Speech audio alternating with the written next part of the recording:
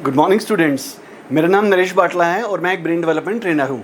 आज मैं आपके लिए कोर्स लेकर आया हूँ जिसका नाम है over thinking course. Over thinking एक ऐसी प्रॉब्लम है जो कि आजकल 65% से ज़्यादा स्टूडेंट्स को हो रही है, स्टूडेंट्स या बड़े लोगों को भी हो रही है। तो ओवर थिंकिंग कोर्स में आपको क्योंकि मेरे को 2 साल से एक कोर्स चला रहा हूँ ओवर थिंकिंग का, तो मेरे को 65-70% लोग यही बोलते हैं, चाहे कोई भी कोर्स लेता है, कि sir over thinking is a essential part of success, कि जिसको सक्सेसफुल होना है तो ओवर थिंकिंग करेगा ही करेगा। तो इससे पहले कि मैं आपको बता दूं कि मैं अपना इंट्रोडक्शन दे देता हूं, मैं कौन हूं। मेरा नाम नरेश बाटला है। मैं एक रेकी कंसल्टेंट रह चुका हूं अपोलो हॉस्पिटल, जो कि दिल्ली मथुरा रोड में है, और वहां पर मैं 15,000 से ज़्यादा पेशेंट्स ठीक कर चुका हूं आईपीडी ओपीडी पे, साइकोलॉजिकल प्रॉब्लम और साइकेट्रिक प्रॉब्लम के।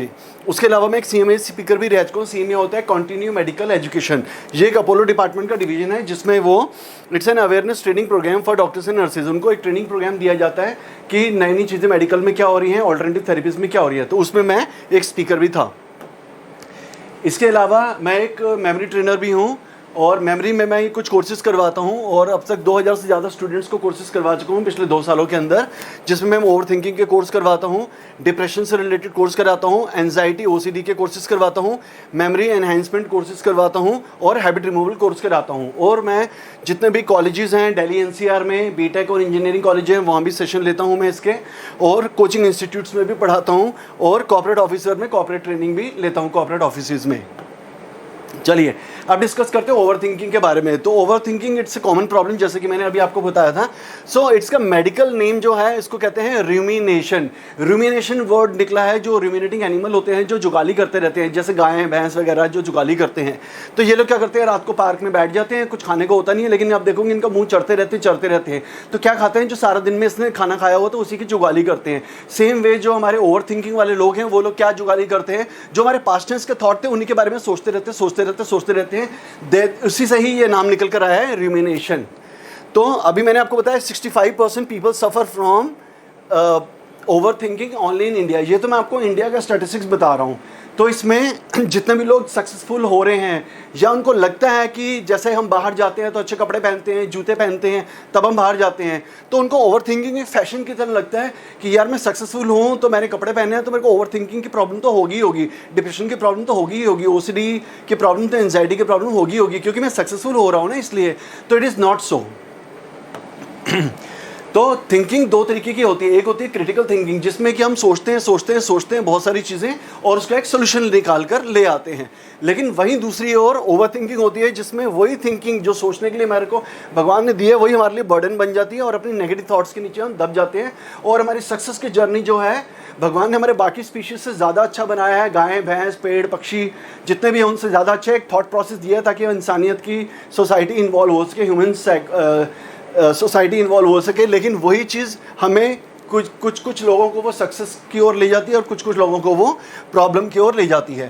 तो ये आपके लिए सक्सेस के लिए एक बर्डन भी बन सकता है। मतलब आप चाहते थे कि थिंकिंग के बेस पर मैं सोचूं और आगे बढ़ जाऊं, लेकिन वो आपके लिए इतना बर्डन बन गया कि वही आपका बोझा बनकर रह गया, और वही लोग कुछ लोग उसी थिंकिंग को आगे लेकर चले जाते हैं, क्रिटिकल थिंकिंग, उसी के बेसिस पर सक्सेसफुल हो जाते हैं। तो हर चीज़ के 2 एस्पेक्ट होते हैं, नेगेटिव और पॉजिटिव। तो over thinking is a killer. ये किन किन चीज़ों को मारती है? It kills your time, it kills your productivity, it kills your efficiency, it kills your energy level. आप बड़े लेथार्जिक और लेज़ी फील करते हैं। तो इसलिए जो हमें मार रही है, खून कर रही है, क्यों ना हम उसको मार दें ताकि हम जीत जाएं। So kill the over thinking who is killing us. तो नॉर्मली लोग क्या करते हैं, वो लोग साइकोलॉजिस्ट के पास जाते हैं, वो टॉक थेरेपी के थ्रू उनके बातें करते हैं इंसानों से, और वो बातें करते रहते हैं। 2 सेशन 5 सेशन 10 सेशन 20 सेशन लेते रहते हैं, 1 साल तक बातें ही करते रहते हैं, और उनको बातों से थोड़ा सा कॉन्फिडेंस दिलवा देते हैं, थोड़ा सा खुश करवा देते हैं, फील गुड फैक्टर दे देते हैं। लेकिन कई लोग जो थोड़ा सा और समझदार होते हैं वो कहते हैं नहीं नहीं हम तो साइकेट्रिस्ट के पास जाएंगे। साइकेट्रिस्ट लोग जो है उसी प्रॉब्लम के लिए उनको दवाइयाँ देनी शुरू कर देते हैं। तो दवाइयाँ खाते रहे 1 महीना 2 महीने 6 महीने साल 2 साल तो खाते ही रहते हैं। और जब दवाइयाँ लेनी बंद की तो 1 महीने 1.5 महीने के अंदर या 15-20 दिन के अंदर उनको फिर से वो प्रॉब्लम शुरू हो गई। तो ना तो ये साइकोलॉजिस्ट सही कर सकते हैं, ना साइकेट्रिस्ट सही कर सकते हैं। क्यों? क्यों नहीं कर सकते? क्योंकि over thinking is not a problem, it is a symptom. पहली चीज़ तो ये प्रॉब्लम नहीं है, डॉक्टर तो उसको ठीक करेंगे ना जो कोई प्रॉब्लम हो। जैसे आप डॉक्टर के पास गए हैं कि डॉक्टर साहब मुझे दर्द हो रहा है, तो pain is a symptom not a problem. Doctor साहब मुझे बुखार है, तो बुखार is a symptom not a problem. तो डॉक्टर क्या करता है कि जबान दिखाओ, अपनी आंखें दिखाओ, वो कान चेक करता है, वो छाती में स्टेथोस्कोप लगाता है, पीछे देखता है, फिर कहता है अच्छा पेट में दर्द तो नहीं है, यहाँ है, यहाँ यहाँ है। तो बहुत सारा डायग्नोज कर कर फिर आपके इधर उधर गर्दन करके देखता है, फिर पूछता है कि कुछ खाया था आपने, कुछ नहीं है, तो डायग्नोज करता है उसको और उसकी दवाई देता है। तो आपको कहता है कि ये 3 गोलियाँ हैं, दिन में 3-3 बार जो है 3-3 गोलियाँ ले लेना। तो और फिर पेन और फीवर की दवाई कहता है, और साथ में ये एक दवाई और दे रहा हूँ दर्द की या फीवर की दे रहा हूँ, तो जब भी आपको दर्द हो या बुखार लगे तो ये दवाई और खा लेना। क्योंकि मैंने असल में 3-3 दवाइयाँ जो है आपको असल में दे दी, जो उसकी प्रॉब्लम को ठीक करेंगे कि क्यों फीवर है और क्यों पेन है। और उस दवाई के आगे वो लिख देता है SOS। जितने लोगों को मेडिकल से प्रिस्क्रिप्शन पढ़नी आती होगी उनको पता होगा SOS, as and when required. लेकिन इसी तरह से ओवर थिंकिंग भी तो एक सिम्टम है, it is not a problem. फिर डॉक्टर ओवर थिंकिंग को एनालाइज क्यों नहीं करते? वो सीधे जाओ, आप ओवर थिंकिंग है, साइकोलॉजिस्ट, साइकियाट्रिस्ट जो भी हैं वो आपको या तो दवाइयाँ दे देंगे बिना डायग्नोस किए कि थिंकिंग क्या है, क्यों है, कैसे है। और टॉक थेरेपी वाले साइकोलॉजिस्ट हैं वो बातें कर कर आपको मीठी मीठी बातें कर कर, अच्छी अच्छी बातें कर कर आपको थोड़ा सा फील गुड फैक्टर कराकर छोड़ देते हैं। तो पहले तो आपको ये समझना चाहिए कि लेट्स अंडरस्टैंड साइंटिफिकली कि आपके ब्रेन में असल में होता क्या है, what happens in the brain during over thinking. तो आपको जब तक इसका रूट कॉज नहीं पता चलेगा आप उसको ट्रीटमेंट कैसे करेंगे? देखिए, जब आप इसका एक रीज़न होता है डिस्टर्ब ब्रेन वेव्स। तो जब आप EEG स्कैनिंग कराएंगे, डॉक्टर के पास जाएंगे, EEG ये ब्रेन की स्कैनिंग होती है इस तरीके से, ब्रेन में इलेक्ट्रोड्स लग जाते हैं, उसको एक कंप्यूटर से कनेक्ट कर देते हैं डिवाइस से, तो वहाँ कुछ वेव्स आ जाती है, उसको कहते हैं ब्रेन वेव्स। तो ब्रेन वेव्स जो है it is basically brain electricity, आपकी इलेक्ट्रिसिटी को मेजर किया जाता है। तो ब्रेन वेव्स जो है वो 5 तरह की होती है, डेल्टा, थीटा, अल्फा, बीटा और गामा। तो brain waves is also known as brain electricity. जैसे हमें ब्रेन इलेक्ट्रिसिटी चाहिए होती है क्योंकि हमें सारे काम ज़िंदगी के करने हैं। जैसे हमारे घरों में नहीं होती 220 वोल्ट की इलेक्ट्रिसिटी आ रही होती है, हमारे सारे इलेक्ट्रॉनिक्स इक्विपमेंट जो है उसमें प्लग लगाते हैं और चल पड़ते हैं, ट्यूबलाइट, पंखे, गीज़र, AC वगैरह सब चल पड़ते हैं। लेकिन हमें कुछ लेवल तक तो इलेक्ट्रिसिटी चाहिए। इसी तरह से हमें ब्रेन की भी इलेक्ट्रिसिटी चाहिए, ब्रेन को चलाने के लिए और बॉडी पार्ट्स को चलाने के लिए। लेकिन यही जब एनर्जी ज़्यादा बढ़ जाती है, बीटा ब्रेन वेव्स होती हैं, जब हम कोई कॉम्प्लेक्स प्रॉब्लम को सॉल्व कर रहे होते हैं या कोई डिफिकल्ट प्रॉब्लम को सॉल्व कर रहे होते हैं, लाइफ के बहुत इमरजेंसी सिचुएशन में होते हैं, बहुत ज़्यादा हाई ब्रेन वेव्स चल रही होती हैं, तो हम बीटा ब्रेन वेव्स तक आ जाते हैं। लेकिन जो ओवर थिंकिंग करते हैं उनकी गामा ब्रेन वेव्स चल पड़ती हैं। तो गामा ब्रेन वेव्स क्या हो गया कि 220 वोल्ट की बिजली आ रही है घर में, उनकी 240 हो गई, 260 हो गई या 300 वोल्ट हो गई। अब क्या होगा, वो हमारे इलेक्ट्रिकल गैजेट्स को खराब करना शुरू कर देगी, घर की बिजली। इसी तरह से जब ब्रेन वेव्स अगर ज़्यादा गामा ब्रेन वेव्स तक आ गई तो हमारे ब्रेन के पार्ट्स को डैमेज करना शुरू कर देगी, मेमोरी खराब हो जाएगा, कॉन्सेंट्रेशन खराब हो जाएगा, डैमेज हो, बॉडी पेन्स हो जाएंगे, बहुत सारी प्रॉब्लम्स होनी शुरू हो जाएंगी, उसके साइड इफेक्ट शुरू हो जाएंगे। तो हर एक इलेक्ट्रॉनिक डिवाइस के लिए वोल्टेज रेगुलेटर होता है। जैसे कि आप देखेंगे घरों में एसी के लिए MCB होता है, जैसे कि हाई वोल्टेज आ जाए तो एकदम स्टेप डाउन हो जाएगा। वोल्टेज स्टेबलाइजर आपने देखे होंगे घरों में होते हैं ये हर एक AC वगैरह में, कि जैसे ही यहाँ 220 से ज़्यादा वोल्टेज आएगी दिख जाएगा, स्टेप डाउन का बटन लगा होता है, ऑटोमेटिकली हो जाएगा, या मैनुअल करते हैं। जो लोग कंप्यूटर में हैं उनको पता होगा कंप्यूटर के कार्ड्स के लिए भी वोल्टेज रेगुलेटर्स लगाए जाते हैं कि वोल्टेज ज़्यादा आ गई तो एकदम कम हो जाएगा ताकि फूक न जाए। फिर आपने देखा होगा आपके चार्जर जो आप लगाते हैं 220 वोल्ट की बिजली घर से आ रही है, तो लेकिन वो 5 या 10 वोल्ट की बिजली सिर्फ आपके मोबाइल इक्विपमेंट को देता है। तो उसको रेगुलेट करने के लिए चीज़ें बनी होती हैं। लेकिन अफसोस, for brain electricity there is no voltage regulator. Brain की इलेक्ट्रिसिटी के लिए कोई भी वोल्टेज रेगुलेटर नहीं लगा हुआ। तो ब्रेन की जितनी इलेक्ट्रिसिटी बढ़ती रहेगी, साइड इफेक्ट करती जाएगी, दिमाग को जलाती जाएगी, फूकती जाएगी, लेकिन उसके लिए कोई नहीं है। बस आप दवाइयाँ खाते रहो या बातें करते रहो अच्छी, और साइड इफेक्ट प्रॉब्लम्स तो बढ़ती जाएंगी अंदर ही अंदर। ये जो मैंने फोटो लगाई है, it's a pictorial representation of A scientific phenomena. ये इट्स रियलिटी कि अगर ब्रेन में हम सारी अपनी इलेक्ट्रिसिटी इकट्ठी कर लें, तो गूगल में आप सर्च कर दीजिएगा कि ब्रेन इलेक्ट्रिसिटी जो है वो आपका 100 वाट का बल्ब भी जला सकती है। इतनी ज़्यादा ब्रेन में इलेक्ट्रिसिटी प्रोड्यूस होती है डेली हमारी। तो इट्स नॉट ए पिक्चर, ये एक पिक्टोरिकल रिप्रेजेंटेशन है। गूगल में सर्च करिएगा how brain electricity can glow a 100 watt bulb. और दूसरा इसका रीज़न होता है beta amyloid toxic acid. Beta amyloid toxic acid क्या होता है कि हम लोग दिन में 60, 70, 80 हज़ार थॉट्स जो है सोचते हैं, क्योंकि हमारे को क्रिटिकल थिंकिंग है, ज़िंदगी में आगे बढ़ना है तो सोचेंगे तो सही। तो हमारे सोचने का बाई प्रोडक्ट होता है बीटा एमिलॉइड एसिड। जैसे कि आप बाइक चला रहे हैं, बाइक से पीछे कार्बन का धुआं निकलता है। धुआं किसी काम का नहीं होता, लेकिन बाइक चलेगी तो धुआं निकलेगा ही निकलेगा, या कोई सप्रेस करने का हो गया लेकिन वो कार्बन तो निकलेगा ही निकलेगा। तो वो इसी तरह से हमारे बीटा एमलॉयड एसिड होते हैं, सोचने का बाई प्रोडक्ट है बीटा एमलॉयड एसिड। ये हमारे रेडिकल्स हैं जो कि दो साइनेप्स के बीच में सिग्नलिंग को डिस्टर्ब कर देते हैं, प्रॉपरली साइनेप्स का सिग्नल आपस में नहीं फ्लो कर पाता।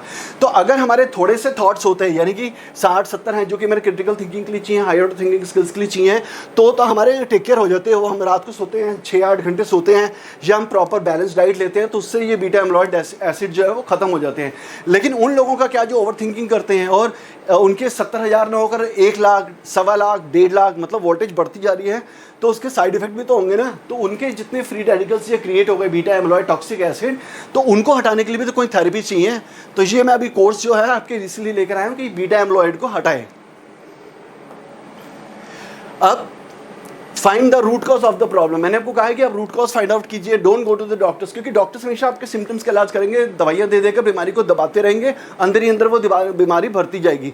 या साइकोलॉजिस्ट होते हैं सिर्फ बातें करते रहेंगे, बातें करने से कभी कोई सोल्यूशन नहीं निकलता किसी चीज़ का, तो बातें करने से अच्छा है तो doctors only treat the symptoms of the problem. और साइकोलॉजिस्ट और साइकेट्रिस्ट, अगर आपको डॉक्टर के पास जाना ही है तो मैं डॉक्टर्स के अगेंस्ट नहीं हूँ, आप जाइए, लेकिन अगर कोई स्टार्टिंग और एंडिंग डेट हो उसकी, तो यानी कि आपको चोट लग गया, बाइक से जा रहे हैं, गिर गए, खून निकल गया, आपका बेहोश हो गए, तो डॉक्टर के पास जाइए, आपको पट्टी वट्टी कर देंगे, सही करेंगे, मलहम लगाएंगे और दवाइयाँ देंगे, तो आप 2, 4, 10, 15, 20 दिन में, 1 महीने में ठीक हो जाएंगे। मतलब एक स्टार्टिंग पॉइंट था, एक एंडिंग पॉइंट था। लेकिन ये जो ओवर थिंकिंग की प्रॉब्लम है ये ऐसी है कि डॉक्टर के पास गए और आप 2, 4, 6, 8 महीने, 8, 10 महीने, साल, 2 साल, 5 साल, लाइफ लॉन्ग मेडिकेशन आपकी चलती रहेगी। उस कंडीशन में आपको जहाँ लाइफ लॉन्ग मेडिकेशन चलती रहती है, साइकोट्रिस्ट ट्रीटमेंट या साइकोलॉजिकल ट्रीटमेंट चलता रहता है, वहाँ आपको डॉक्टर के जाने की जरूरत नहीं है। वहाँ आपको क्या करना चाहिए, वहाँ अपने दिमाग से देखिए, आप लोग पढ़े लिखे हैं तो आप लोग you have to find the root cause of the problem. कि पत्ते पत्ते में दवाई देने से, छिड़कने से फ़ायदा नहीं होगा। देखिए कि जड़ में कीड़े लगे हुए हैं तो दवाई वहाँ देनी चाहिए ताकि उसका पेड़ का फल अच्छे आने शुरू हो जाए। तो आपके ओवर थिंकिंग की प्रॉब्लम का you have to dig deeper to find the root cause of the problem। तो सबसे पहले you have to find the root cause of the problem। तो अब मैं आपको बताता हूँ कि over thinking is hurting your self in 3 stages. ये 3 स्टेजेस में हर्ट कर रहा है। देखिए यहाँ मैंने एक हथौड़ी बनाई है। हथौड़ी का काम क्या होता है कि दीवार में कीलों को ठोकना, लेकिन अगर हथौड़ी अपने आप को खुद को ही ठोकने लगे तो it is hurting is your self ना, अपने आप को ही कर रहे हैं। तो थिंकिंग हमारे भगवान ने क्यों बनाई थी, ताकि हम आगे आगे आगे बड़े सक्सेसफुल होते रहें। लेकिन वही थिंकिंग अगर बर्डन बन गई तो हमारे लिए प्रॉब्लम हो जाती है। तो देखिए किस तरीके से हमारे को नुकसान करती है ओवर थिंकिंग। पहली स्टेज होती है, सबसे पहला इफेक्ट क्या आता है कि मेमोरी एंड कॉन्सेंट्रेशन प्रॉब्लम देने शुरू कर देती है। यानी कि आपको फॉरगेटिंग प्रॉब्लम होनी शुरू हो जाएगी, आपके ग्रास्पिंग पावर स्लो हो जाएगी, आपको डिस्ट्रैक्शन या पढ़ते टाइम ध्यान भटकने शुरू हो जाएगा। इधर या कोई भी काम कर रहे हो तो ध्यान भटकेगा, क्योंकि थॉट्स की पावर कम हो जाएगी, आपकी कमज़ोर हो जाएगी। फोकस एंड कॉन्सेंट्रेशन की प्रॉब्लम आपको होनी शुरू हो जाएगी।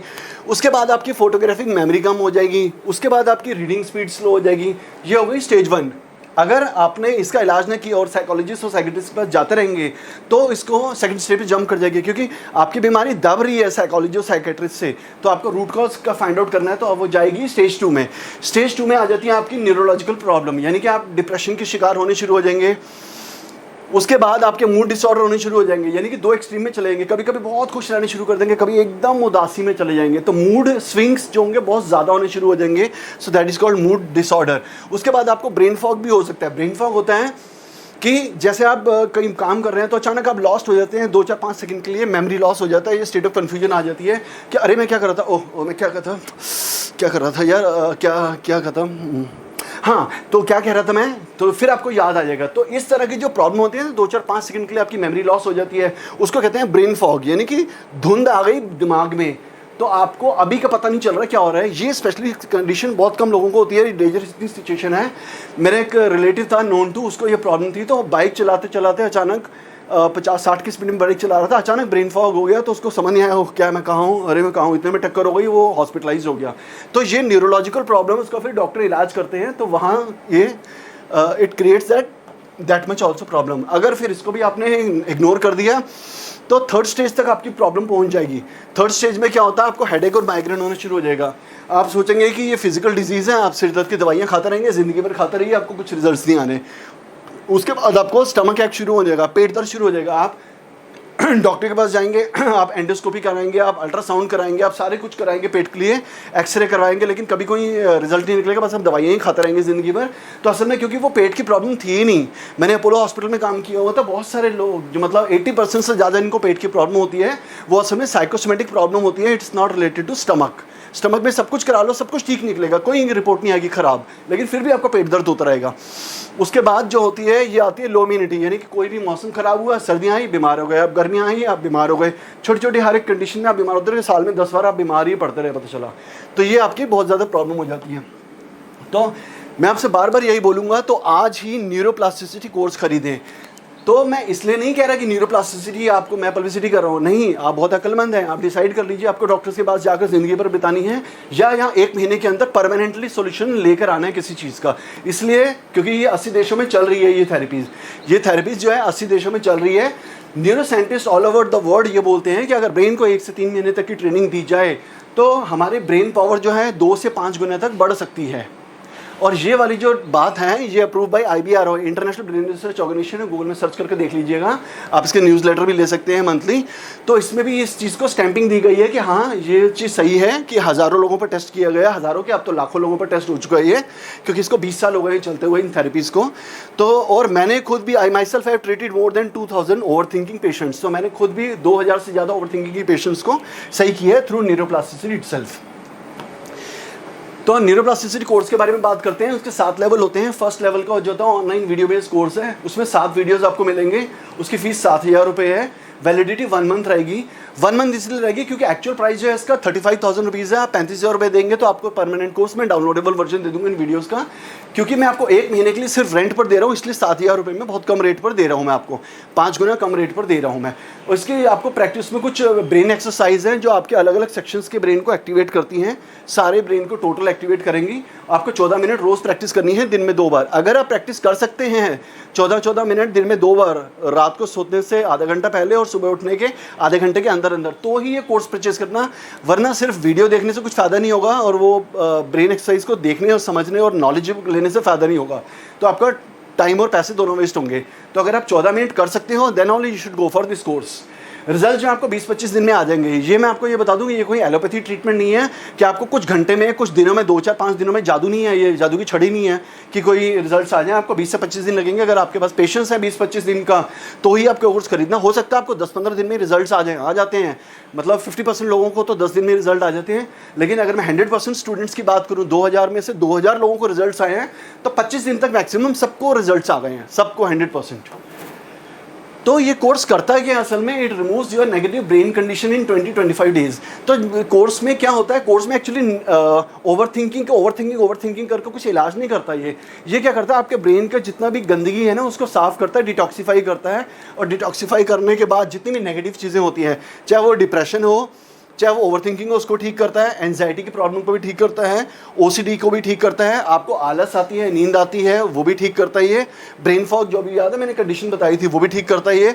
डिस्ट्रैक्शन, पढ़ाई के टाइम आपका ध्यान भटक रहा है इधर उधर, वो भी कर रहा है। क्योंकि आप कमज़ोर हो ना, तो आप पर बाहर के विचार हावी हो रहे हैं। जैसे कोई आपको आकर लोग मार जाते हैं तो यानी कि आप कमज़ोर हो तभी तो आप मार खा रहे हो। अब आप जिम जाकर बहुत स्ट्रांग हो जाओगे तो मारने आएंगे तो आप उल्टे वही थप्पड़ लगाओगे उनको। तो आपका डिस्ट्रैक्शन हो रहा है कि बाहर के थॉट्स आपको तंग कर रहे हैं। तो आप इतने स्ट्रांग बन जाओ कि आप थॉट्स को भगा दो और जिस फोकस करना है आपको लाइफ में उसी चीज़ पर फोकस करो आप। और आप पढ़ते पढ़ते बोरिंगनेस फील करते हो, क्यों? क्योंकि ये भी दिमाग की कमजोरी के कारण हो रहा है। तो सबसे पहले क्या करेगा, it removes your negative brain condition. उसके बाद क्या करेगा ये, उसके बाद improves your natural inherent positive brain power.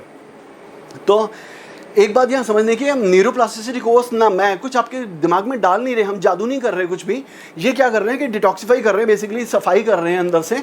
तो सफाई में क्या होता है, हीरा अगर धूल मिट्टी में पड़ा हुआ है तो गंदा है, तो पहले तो गंदगी हटाएंगे तो नेगेटिव सारी चीज़ें हट जाएंगी। वो एंजाइटी, डिप्रेशन, ओवर थिंकिंग, ये नेगेटिव चीज़ धूल मिट्टी हट गई सारी।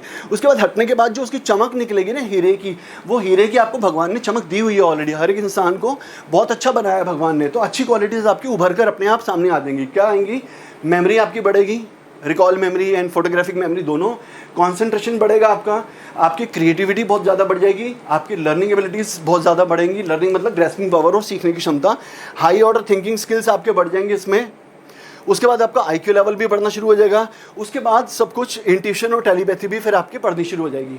तो अल्टीमेटली क्या किया, सबसे पहले उसने नेगेटिव कंडीशन हटाई, फिर नेगेटिव की जगह पॉजिटिव वो देने लग गया। मतलब हेल्थ अगर ऐसी है तो आप नेगेटिव में हैं अभी, ओवर थिंकिंग या जो भी चीज़ें हैं, तो पहले तो नेगेटिव से पॉजिटिव में लेकर आएगा, उसके बाद पॉजिटिव से और अच्छाई की ओर चलेगा ऊपर।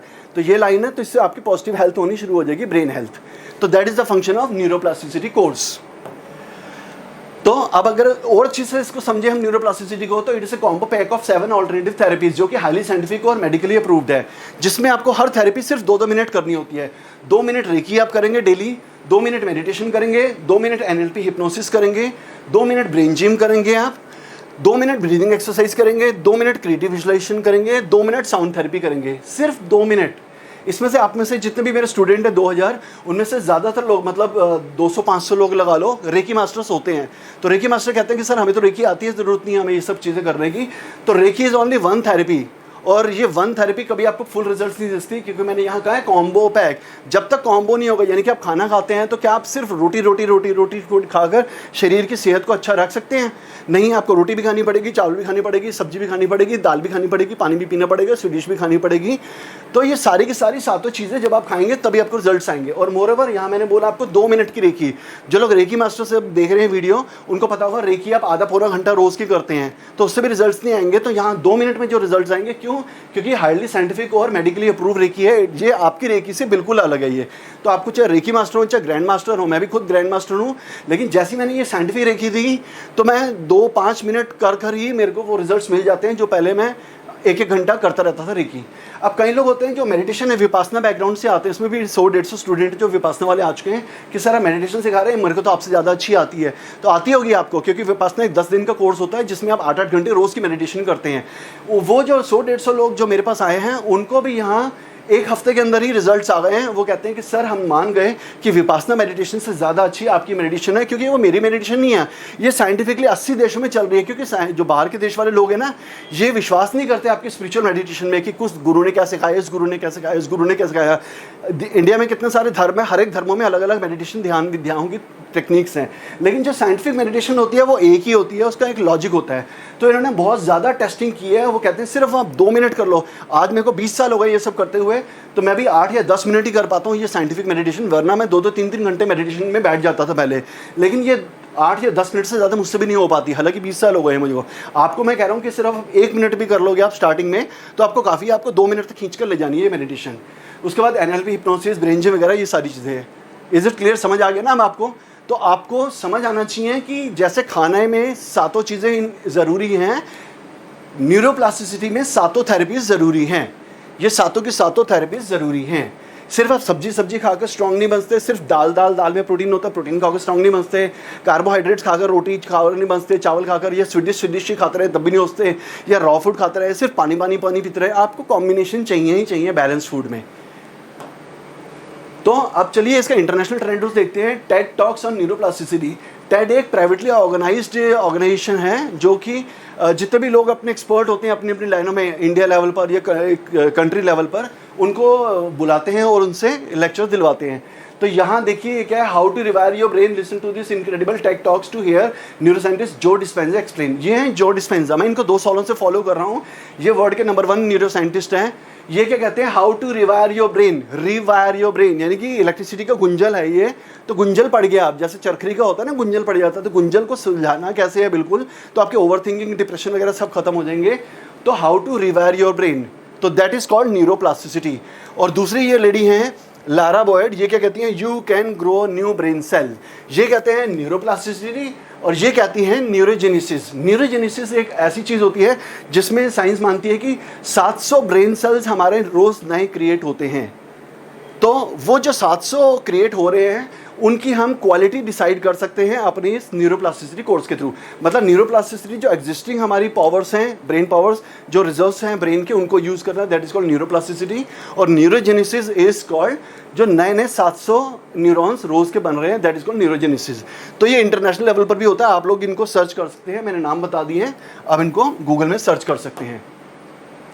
तो now the main question is कि हाउ डज इट वर्क, ये काम कैसे करती है। ये 3 तरीके से काम करती है। It activates your neuroplasticity, activates your pineal gland, and it creates your new neural pathways. तो 3 तरीके से ये काम करती है। तो दोबारा से मैं बोलूँगा, तो आज ये न्यूरोप्लास्टिसिटी का कोर्स खरीदिए। अब आपको एक चीज़ और समझा दूं, ज़रूरी नहीं है कि आप मुझसे खरीदो, ज़रूरी नहीं है कि मेरे को या फ़ोन करो, आप किसी से भी खरीदिए। सातों के सातों आपको थेरेपी बता दी ना, आप कहीं भी जाइए, बोलिए मेरे को न्यूरोप्लास्टिसिटी का कोर्स करना है, ये सातों थेरेपी सब सिखा दो। मैं 7,000 रुपये की देता हूँ, आपको अगर 2,000 रुपये की मिलती है तो वहाँ से आप सीख लीजिए, आपको 1,000 रुपये की मिलती है वहाँ से सीख लीजिए। आपको पता चलेगा मार्केट रेट इसका क्या है, तब आपको इसकी वैल्यू पता चलेगी कि 7,000 रुपये में कहीं नहीं मिलती ये थेरेपीज़। कोई भी एक थेरेपी, रेकी आप करने जाते हो तो 2-3 हज़ार की तो रेकी थेरेपी होती है, फिर मेडिटेशन वगैरह आप करोगे हायर लेवल तो आपको पता चलेगा ये कम से कम 60-70 हज़ार की थेरेपीज है जो मैं आपको सिर्फ 7,000 रुपये में दे रहा हूँ।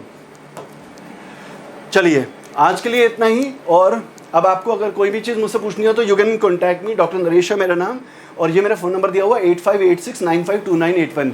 तो आप मुझे अभी कॉल कर सकते हैं, गेट ए फ्री कंसल्टेशन, पैसे नहीं लूँगा मैं आपसे बात करने के लिए, आप मुझसे बात कर सकते हैं, कोर्स लें चाहे ना लें। तो आज के लिए बस इतना ही, thank you guys, thank you.